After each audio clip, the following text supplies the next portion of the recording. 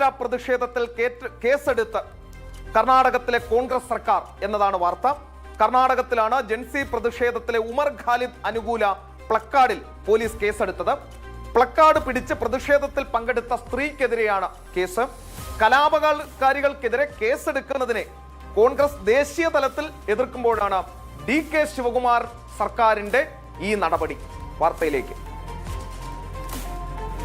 ഡൽഹി കലാപത്തിലെ ഗൂഢാലോചന കേസിൽ ജയിലിൽ കഴിയുന്ന ഉമർ ഖാലിദിനെ മോചിപ്പിക്കണമെന്നായിരുന്നു പ്ലക്കാർഡിൽ എഴുതിയിരുന്നത്. സംഭവത്തിൽ ബംഗളൂരു പോലീസ് FIR രജിസ്റ്റർ ചെയ്ത് അന്വേഷണം ആരംഭിച്ചു. ഫ്രീഡം പാർക്കിലെ CJP അനുകൂല പ്രകടനത്തിൽ DYFIയും പങ്കെടുത്തിരുന്നു. പശ്ചിമബംഗാളിലും ബീഹാറിലും ഗോവയിലും പാറ്റ സമരത്തിൽ കേസെടുത്തതിനെ കോൺഗ്രസ് വിമർശിച്ചിരുന്നു. BJP സർക്കാരുകൾ ജനാധിപത്യ സമരത്തെ ഭയക്കുകയാണെന്ന് കോൺഗ്രസ് നേതാക്കൾ വിമർശനം ഉന്നയിച്ചിരുന്നു. എന്നാൽ കോൺഗ്രസ് അധികാരത്തിലിരിക്കുന്ന കർണാടകയിലാണ് CJP അനുകൂല പ്രകടനത്തിൽ കേസെടുത്തിരിക്കുന്നത്.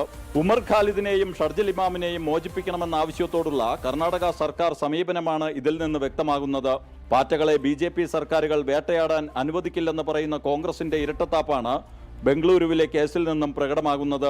DK ശിവകുമാർ മുഖ്യമന്ത്രിയായിരിക്കുന്ന കർണാടകയിൽ CJP അനുകൂല പ്രകടനത്തിൽ കേസെടുത്തത് കോൺഗ്രസിനെ പ്രതിരോധത്തിലാക്കുകയാണ്. ജനം, ഡൽഹി.